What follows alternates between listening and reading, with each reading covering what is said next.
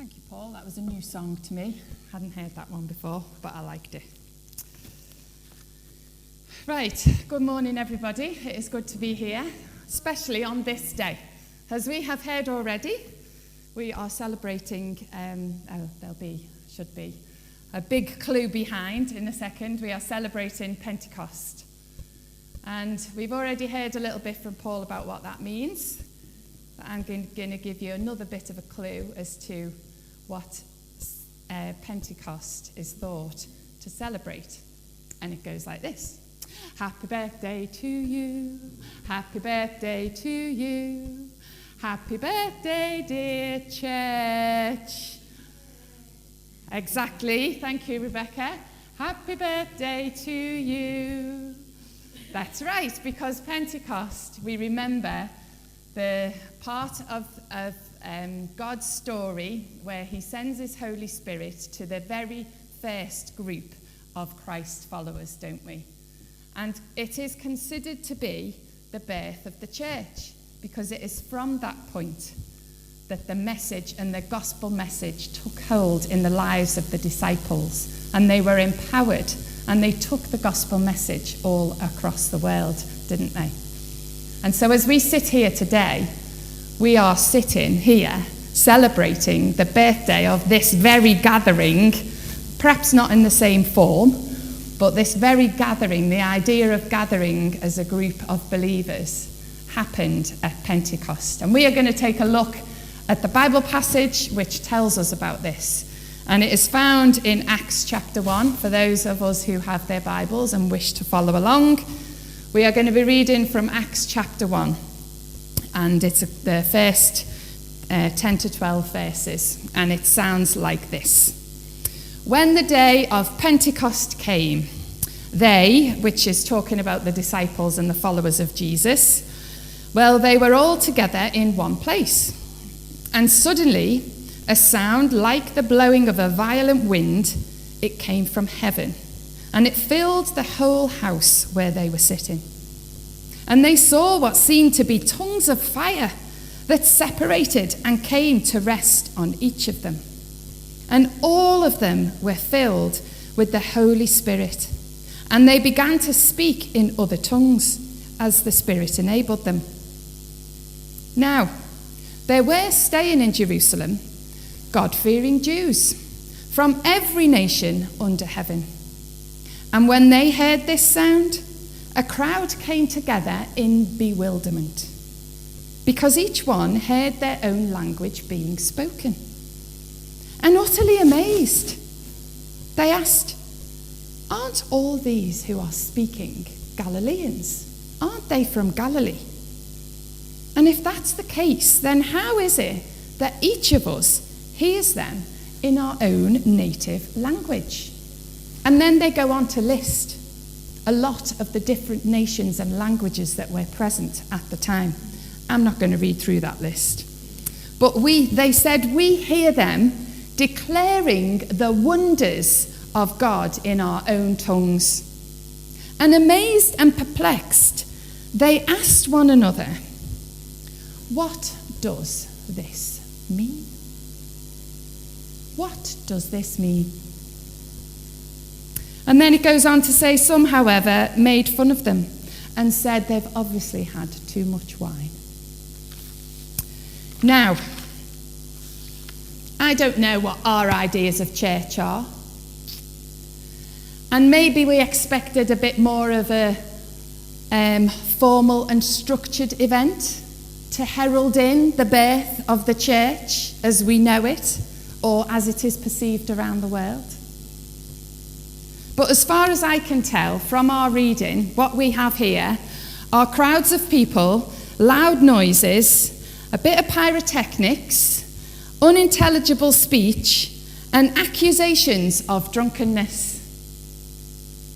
Now, there may be some among us who are thinking, that sounds like a pretty good birthday party to me. Maybe a few years back we may have thought that. But maybe most of us, like me, are asking the same question that the crowds were asking. What does this mean? What does it mean? So let's give ourselves a bit of context to try and understand what is going on here. As Paul has already told us, Pentecost was a long-standing Jewish festival. It's not a name that we have given to this event. The Jews were already gathered together and they were celebrating the festival of Pentecost. And as Paul has told us, it literally means 50, which is 50 days from when Passover was celebrated. It's now Pentecost. Pent in there, that word means 50. I think Paul can correct me later if I've got that wrong, but I'm thinking that that is right. But anyway, this is where this festival gets its name from. And so at the time, as we've heard, Jews from every nation and all the known world had gathered in Jerusalem because they were wanting to celebrate this festival and carry out the rituals that were associated with it. And by this point in our story, everything had changed for the disciples. Their lives were completely different from what they had previously known. Because they had already witnessed at this point in the story. We're in Acts. So we've had the Gospels of Matthew, Mark, and Luke and John telling us the story of Jesus' life. They had witnessed Jesus' death and resurrection. They had already come to understand that Jesus had defeated sin and death and that he really was the Son of God. This is where they were up to. And they had experienced Jesus' presence with them after the resurrection, hadn't they? This was what was making them so certain of it, because he'd appeared to them many times. And it was in one of these appearances that Jesus said to them, "Don't leave Jerusalem, but wait for the gift that my Father has promised you, which you have heard me speak about." Jesus gave them specific instructions while he was appearing to them after his resurrection. And he told them that they would receive this gift of the Holy Spirit. And he had said to them that this gift would carry power to witness to his death and resurrection and to proclaim who he was and to carry that message to the ends of the earth. So this is where the disciples are. They are gathered and they are expectant. They are doing what Jesus told them to. They were perhaps still a little bit unsure of what was going on. We know that they were still quite afraid of what people were going to think about the things they were witnessing to. So they were unsure of what the future held for them.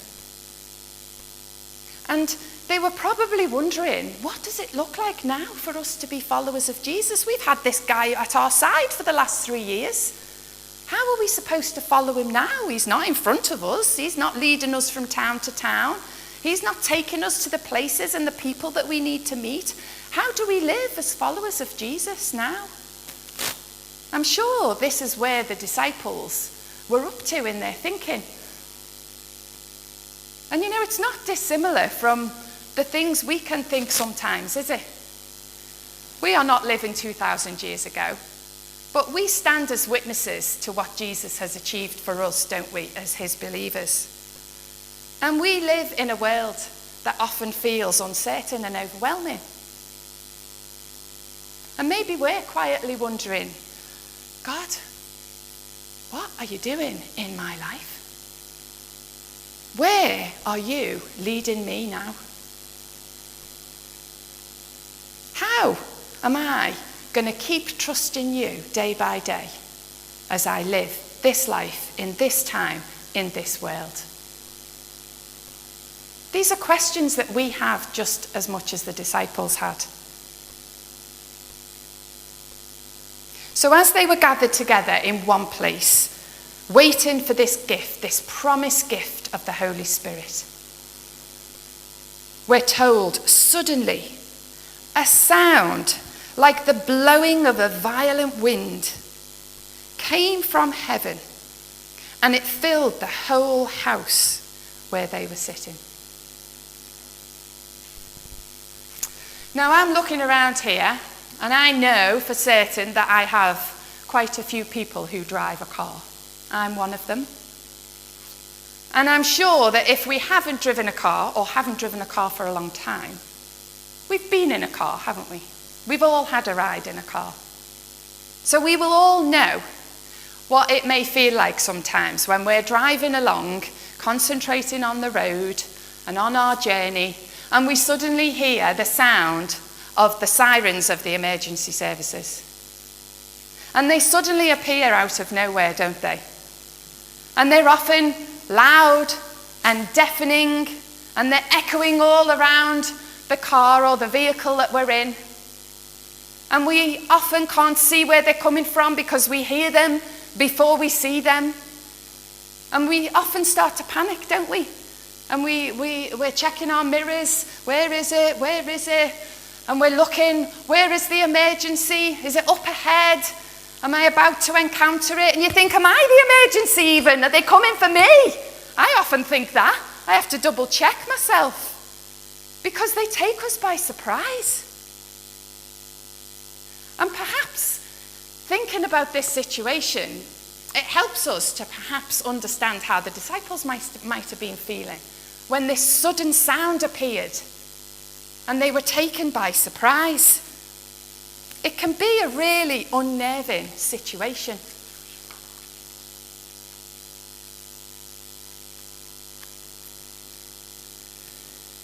But you know, even though we do panic a little bit in that situation, or I do,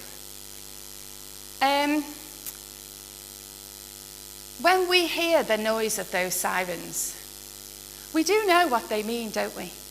They might panic us, but we know that they are a significant sound. They're not unfamiliar to us. We know that the sound means something.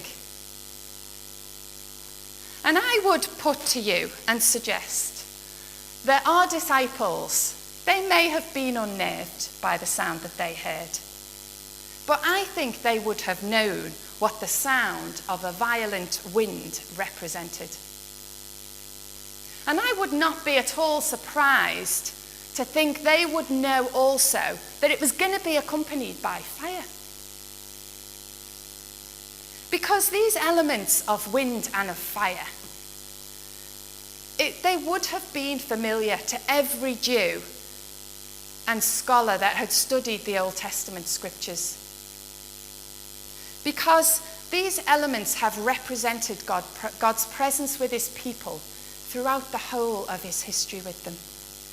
Throughout the whole of his dealings with the Israelite nation, God had consistently showed up with wind and fire marking his presence. And for those who remember and are familiar with the Old Testament narratives, you'll probably remember one of the most significant times of this was as Moses headed up the mountain after he'd led the Israelites out of Egypt, and he was with them in the wilderness, and God called them up the mountain. And as the Israelites looked up, they saw that the mountain was covered in swirling smoke, and fire appeared. And this was the moment God was giving Moses the 10 Commandments. The very moment that God is giving the Israelites instructions, and he is reminding his people that he is their God and that he wants them to live righteous lives in relationship with him. The power of his Spirit shows up in wind and in fire. And this is only one of many times throughout the Old Testament narratives that God shows up this way. He does it time and time again, and each time his message is the same. He's saying to the people, you are my God, you are my people, and I am your God. And I have a plan and a purpose and a will for your life. He's telling them, you are to be my chosen people because I am committed to you in my covenant of love. And I want you to be set apart and to live a righteous relationship with me. This is what God has consistently said all the way through the Old Testament. So as he shows up in wind and fire in this room with the disciples and all of the believers, he's not showing up in this way to put them into a panic or to make them afraid. He's reminding them that he is the same God who has always been. As they gather together and they form this first iteration of church, of God's gathering of his people that's going to continue on from generation to generation, God is right there at the center of it, showing up in the way he always has done, confirming his faithfulness, confirming his covenant promise. And so as we ask ourselves this question, what does it mean? What does all this mean? We can know that the events of Pentecost prove that our God is a God of love. And he shows up for his people. Because that's who he is. That's what he does. It's what he's always done.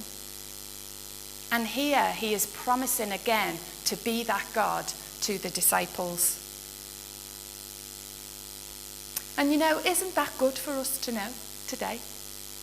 Isn't that worth us saying this is a day of celebration, that we are reminded of that again? Because as we've already realised, we do live with the same difficulties that those early believers live with. We struggle to understand our place in the world sometimes, don't we? And we can be anxious about an uncertain future. We can have difficulty relating to those who think differently to us, who believe different things to us, who live differently to us. We are right in the middle of a climate of that. But we can be certain that the God we serve is a God who shows up in power and in presence in all of our difficulties.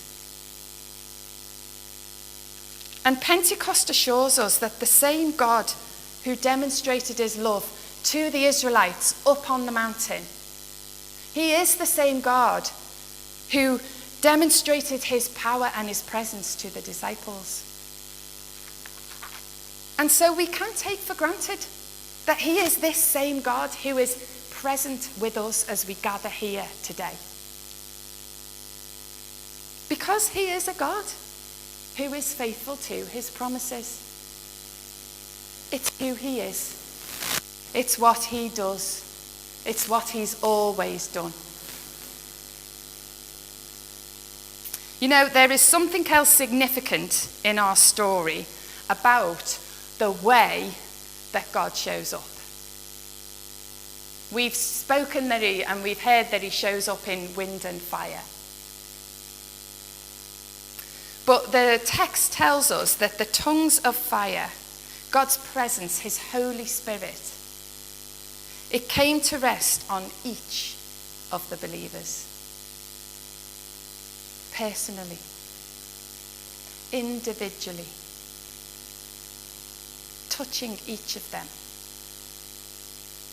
God wasn't far off and unreachable like he may have seemed on the mountaintop, but he was resting upon each and every one of them. Because Jesus' death and resurrection, it has opened up this new way for us to experience the presence of God.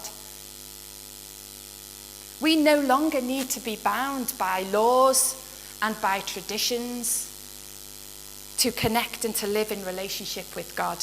God is telling us he wants to have that personal relationship with each and every one of us. And we are free. We are free to live and to be loved and to be known and to do the same for God and to God. And so if we are to ask our question again, what does Pentecost mean? What does this all mean? I think what we can understand from this is the Christian life, it was never meant to be lived on our own. Nobody's life was ever meant to be lived alone. We were created for community and relationship with God. And he's telling us the same thing again. God did not send Jesus to save us and then to leave us to live in this broken world by ourselves, because he knew we were going to need help.